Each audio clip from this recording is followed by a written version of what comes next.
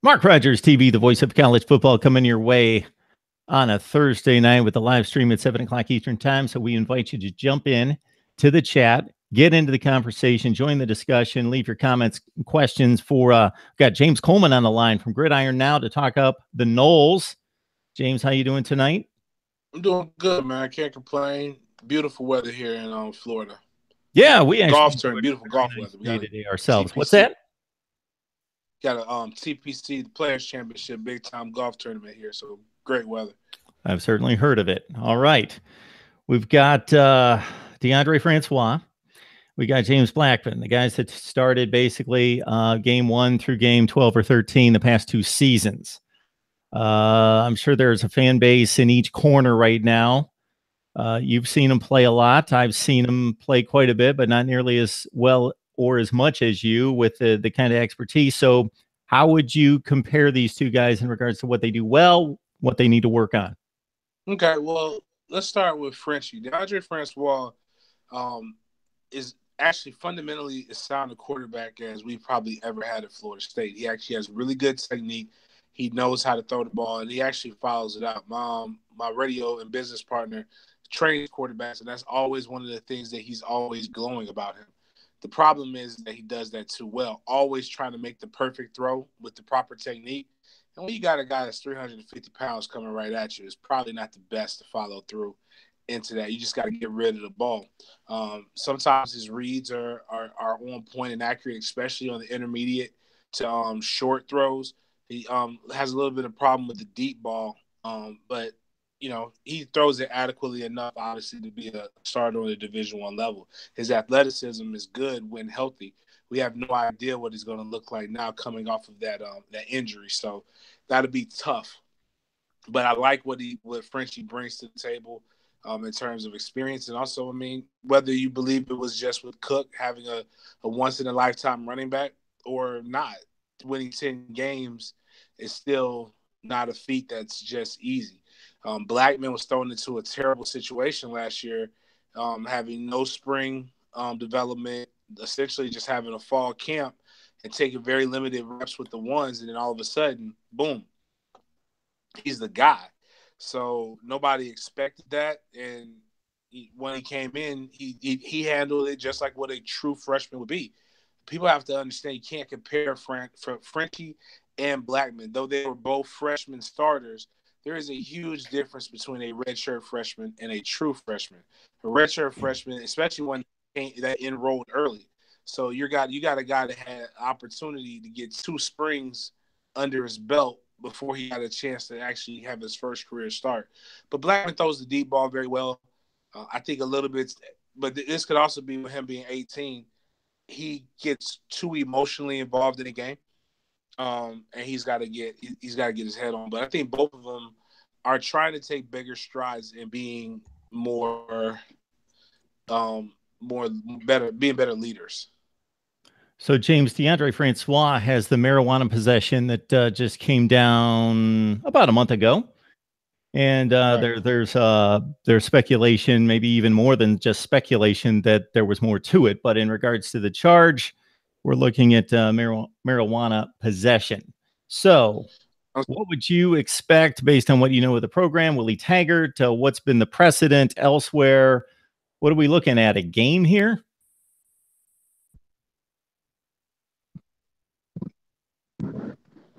Hey, James, can you hear me? Yeah, I can hear you now. I couldn't get you. Yeah, I was just Could you setting up repeat? the situation with DeAndre Francois, the incident from about a month ago with a marijuana possession that might have been more serious, but that's what we know. And how you think that translates to discipline? Do you think that's going to be the first game? We'll see how it continues to push, but I'm sure there'll be some kind of internal discipline. He did admit to taking marijuana, but there's still things that he needs to be able to like still test. Like so, yes, he's yet to fail the drug test.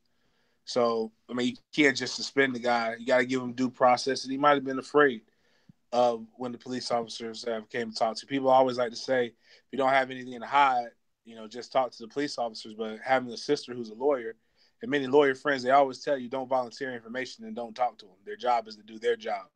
and don't make their job any easier. So I think he definitely frowns in it. Like, coach is not happy about it, but I think if he continues to get in trouble, then you'll see some changes made. He's on a thin ice right now. So you don't necessarily think this is going to get him a first game suspension. You think he's still, if he's clean from here to the beginning of the season? Yeah, I mean, you're going to take a drug test when you take a physical. If he passes that, then I don't see a suspension looming. All right, we got James Coleman on the line. Big Game James 36. Join him on Twitter. Also join him on Gridiron Now and Sports Den Live, his podcast where they talk it up, not just Florida State football, but you guys dig into everything, don't you? Yeah, it's the sports entertainment and life. So whatever's relative, especially during the summertime, it's very. If you follow me on Twitter, if you follow people on Twitter, it's God, when football season's not in, it's people find the littlest things to get into. They've got to figure out how to make this season a little bit longer. If not, as a former player, it would suck to make it longer. But man, we need something to keep us entertained. Yeah, no doubt about that. It's the longest off season in sports. So it's not like the NBA or Major League Baseball, especially where you end the season, you turn around, you're in spring training or spring camp and August camp, whatever it is, and you're back at it. College football takes a long time to come back around. It's a precious, precious short season for us. A poll released to James by NCAA.com says Tamarian Terry is the breakout player for Florida State. Here's a kid who 6'4", 197, caught 40 passes, 1,187 yards, and 19 touchdowns as a senior in high school, was the 32nd ranked wide receiver, according to 247 Sports. So your thoughts about him possibly making the big leap as a impact player this season? I believe he can do it. 32nd ranked. Jeez, man, I don't know. That's not right, huh? I don't know who does these rankings, man, but I've seen the kid in practice, and he's got a great combination of speed and height, uses his body very well, and he runs really, really good routes. One of the things when you're playing against some of the top competition, DBs are going to try to get you off your route, and they're going to try to dictate where you go in space, and use your body and use their body and the sideline as their defense. Well, I've seen him make it very difficult for guys like Levante Taylor, who will probably be a high pick next year, or whenever he decides to come out. Same thing with Stanford Samuels III.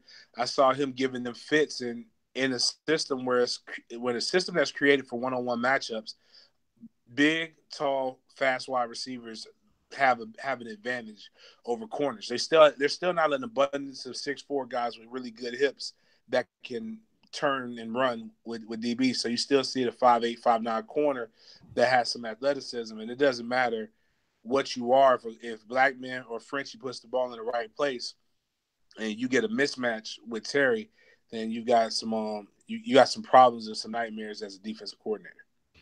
We got Leon Hurricanes jumping on here with a comment about Tavares McFadden. Now, this is easy to say after the NFL draft, but he wasn't drafted. Did he make a mistake?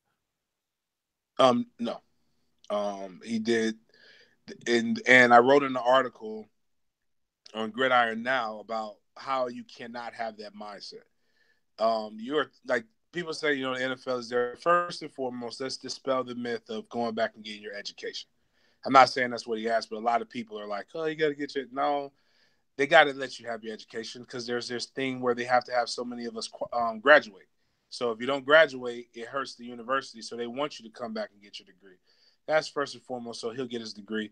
Secondly, I personally don't think he was going to fit in very well into this new scheme. I'm sure he would have played, but I believe these young guys were hungrier and were getting better.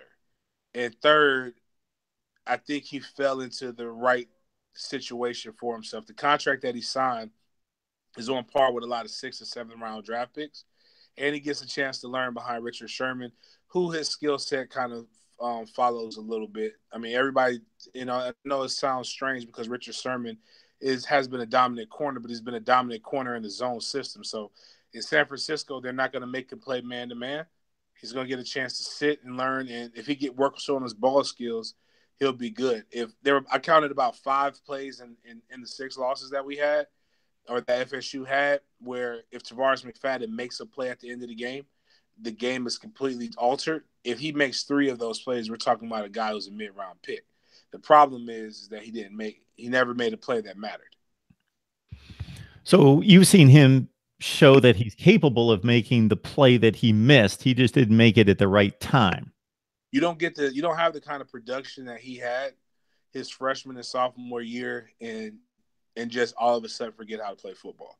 There was some kind of disconnect, whether it was a lack of accountability from the coaching, or a lack of disbelief in him not believing in the situation that they put him in.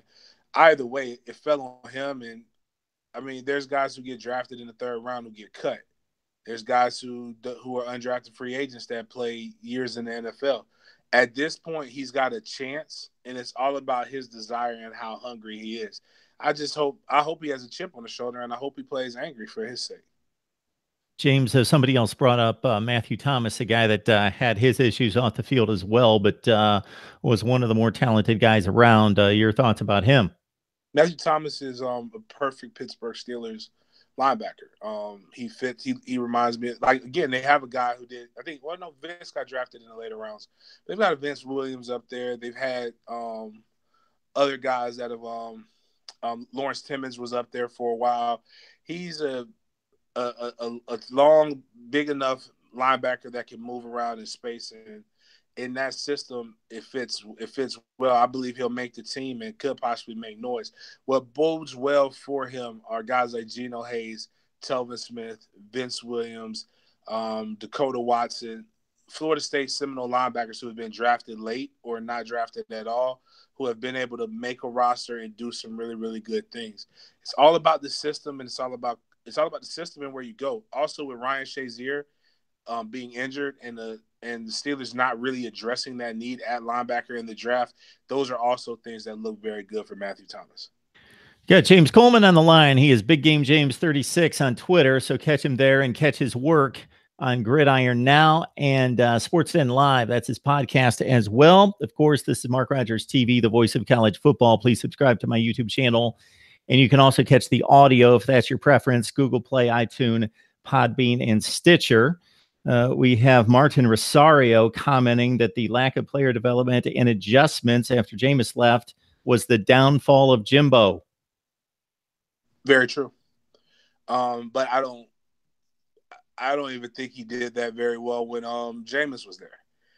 I think what happened, and I heard an LSU fan say that Jimbo Fisher, before he came, is a consistent 9-win coach, 9-4, 10-3 coach. And as a coordinator, he did okay. I mean, I think he got one champion. He got the one championship, if I remember correctly. But when he left, LSU immediately won a national championship. When he left, they had a more explosive offense. He had a lot of draft picks at LSU that never got there. But what happened was the excitement of him coming over, the downward end of the legend of Bobby Bowden coming to, and people just wanting more, led to Jimbo getting put into a situation. And people don't understand. A lot of FSU fans were fed up with him before E.J. Manuel's senior year when they won the ACC. And then next year was the introduction to Jameis Winston. He has had a once-in-a-lifetime quarterback and a once-in-a-lifetime running back in his possession, and a once-in-a-generation defense. That 2012 defense legit had every first and second teamer go to the NFL. That doesn't happen that often. I mean, the 2016 Alabama defense, we're talking about their starters getting drafted. Everybody on the ones and twos of that 2012 defense got drafted. So when you think about that and you think that you only have one national championship to show for it and a playoff appearance, you're grateful, but it's underwhelming. And, I think off the field issues affected Jimbo's ability to be able to see what was actually there for him, and the lack of accountability in his coaching staff, whether it's guys don't want to coach for him or he has to have guys who are humble enough to be able to just completely fall under him and don't question him, or, he just really needed to go over to greener pastures. And like I call him Find Those Inch Boy. I hope he has success over Texas A&M, as long as his interests don't intersect with our interests. So, James, I'm not going to hold you to this completely because you don't follow Texas A&M football.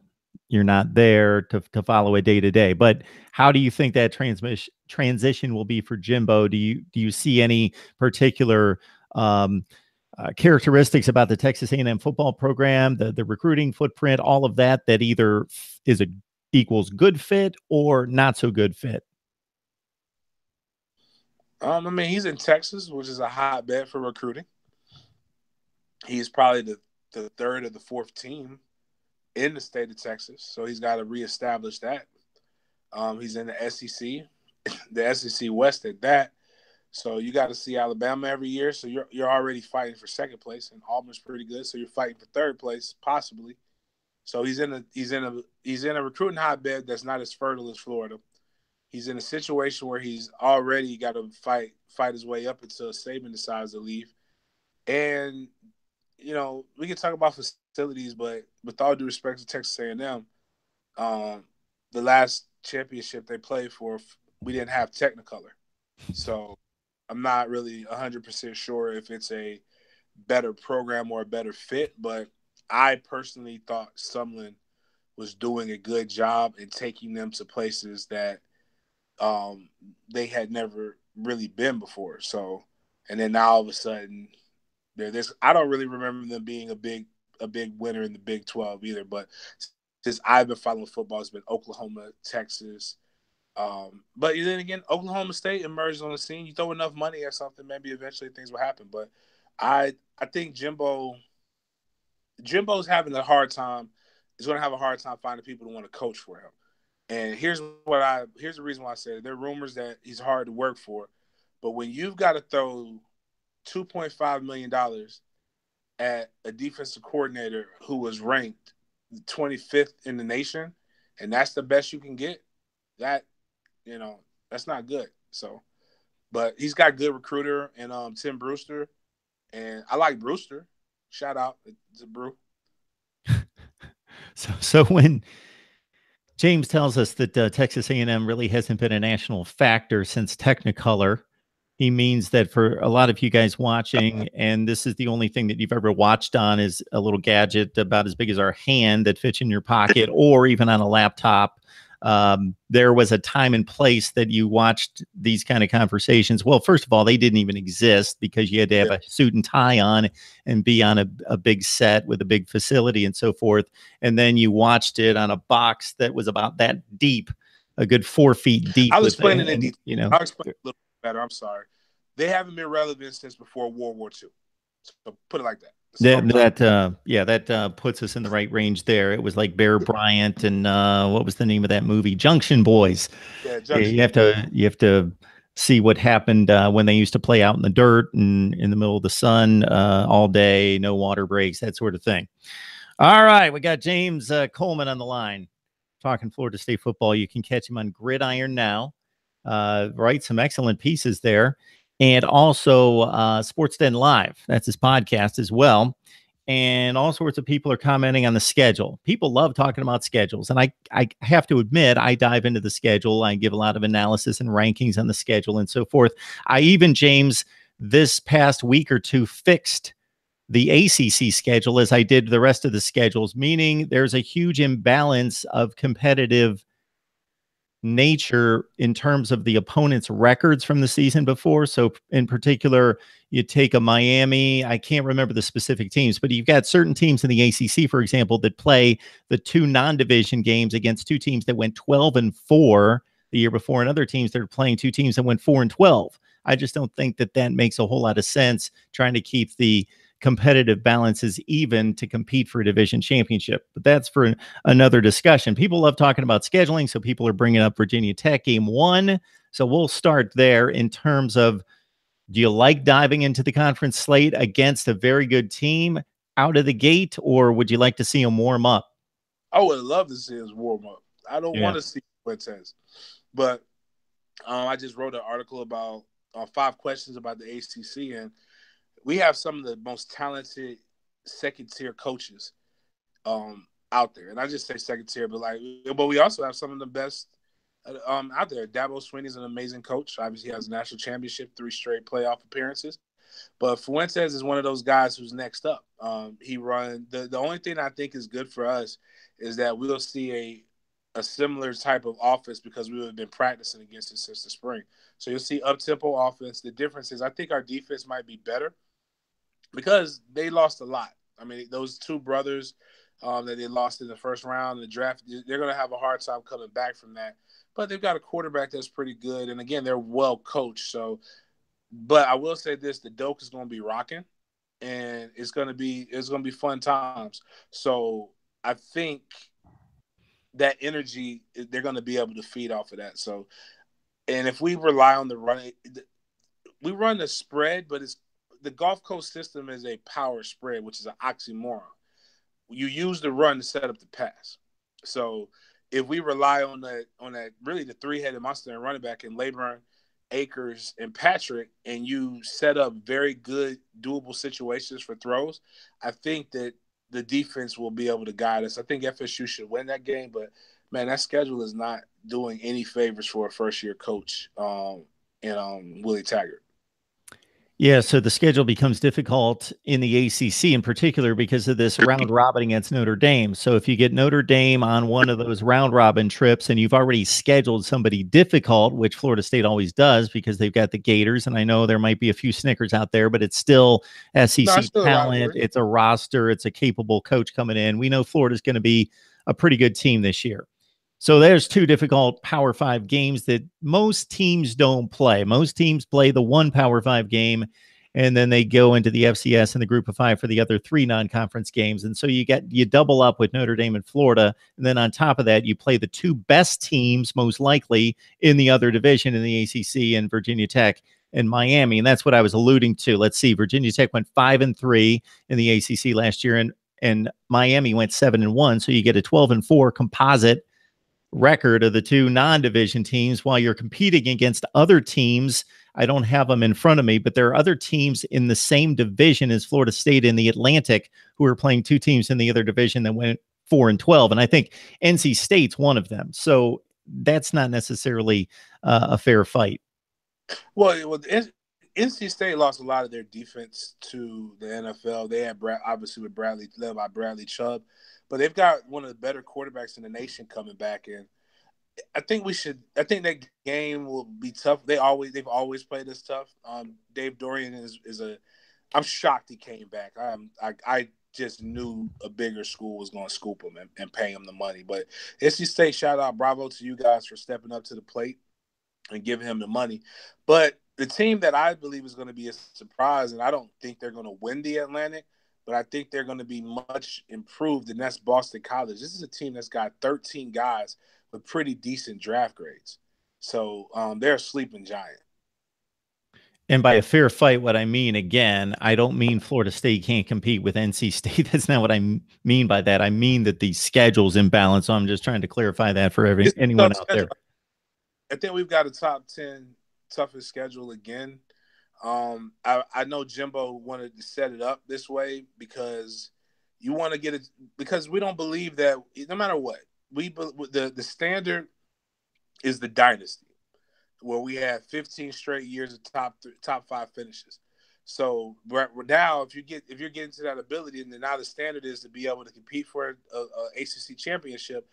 But better yet, if we win the ACC championship, we know we should be in the college football playoff. The only way to get into the college football playoff is to be able to have a schedule and to be able to put up points and have people be able to respect it. It doesn't whether I think it's fair or whether I don't think it's fair is irrelevant. But if you play in the SEC and you do what Alabama does, and that's not saying Alabama's not talented because I learned my lesson talking trash about Alabama, but Alabama will play they'll play a tough guy in the beginning, but they'll play a couple cupcakes and then they'll dominate everybody but they're always ready to play. We don't have that luxury to be in the ACC and to be able to do that. We've got to be able to show that we're battle tested. And unfortunately, that kind of does come to bite you in the butt. It's very difficult to win all those games week in and week out.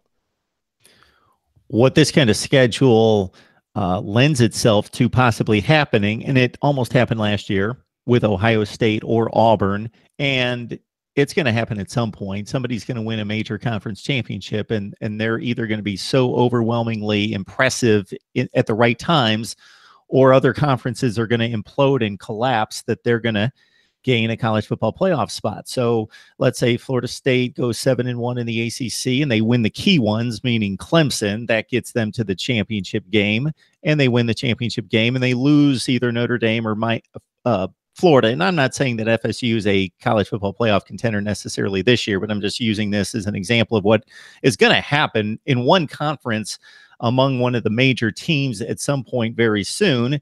Is you're going to lose a very close non-conference game against an impressive team, and you're going to lose your one game in conference, but you're still going to win the conference championship, and your 12-2 record or 11-2 record is going to be good enough to get yourself into the playoff.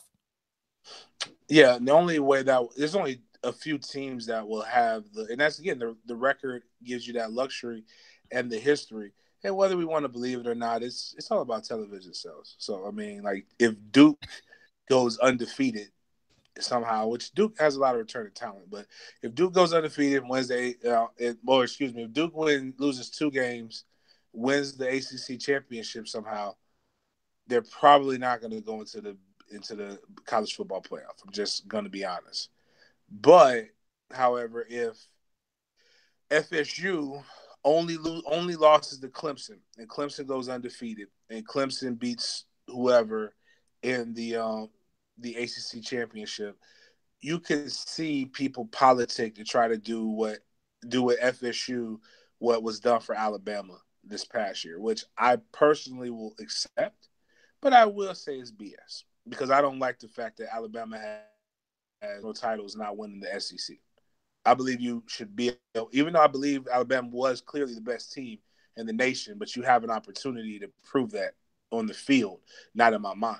So, but I think that's the only way it will happen. I think Florida State and Clemson have the schedule, unless Miami is the team that goes undefeated and wins the ACC, that would be the only guys that I could see actually doing it.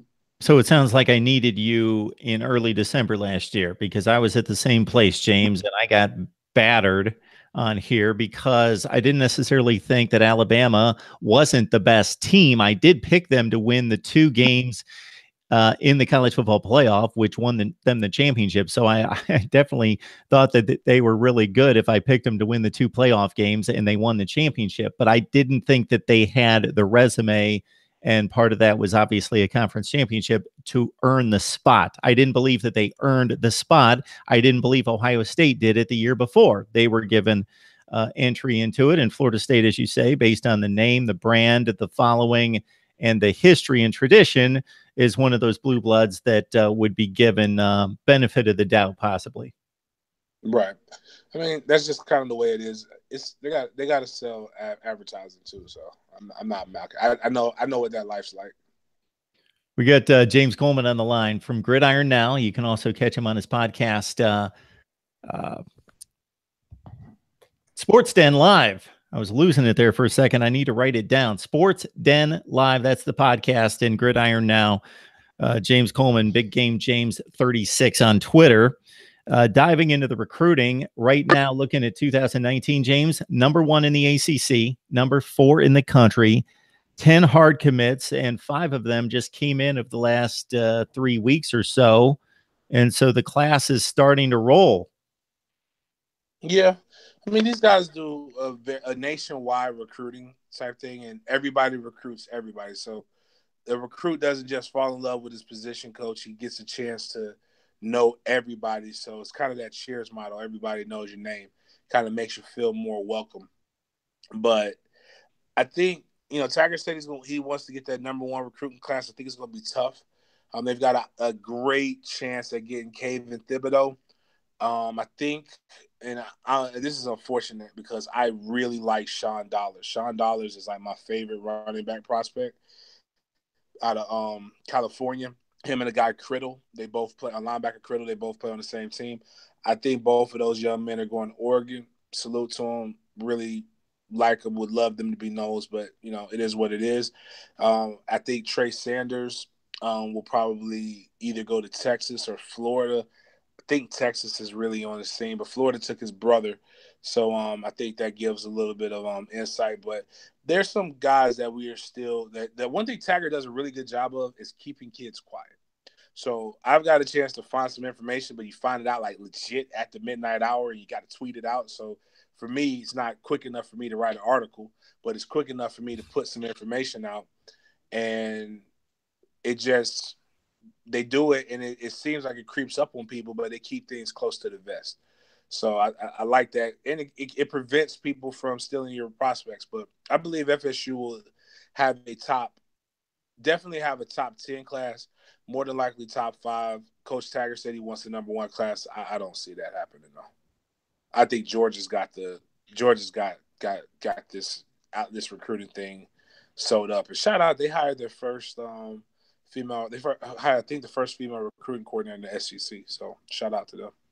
Yeah, it seems to be a perfect storm that Kirby Smart knows what he's doing. He's picked up something along the way from Nick Saban and others, not just Nick Saban, but he also knows what he's doing. The Atlanta area has just exploded in regards to NFL type of talent, and he's just got it all going. And now coming off the season that they just produced in 2017, Georgia is the hot commodity, the chic selection for elite talent across college football now.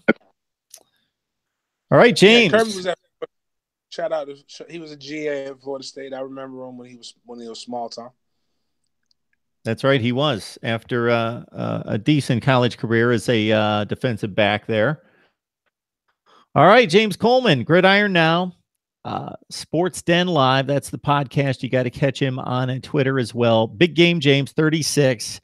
Doing some heavy lifting for us on Florida State football. And James, I appreciate it. Always enjoy soaking up the knowledge and insight. All right, man. Appreciate it anytime.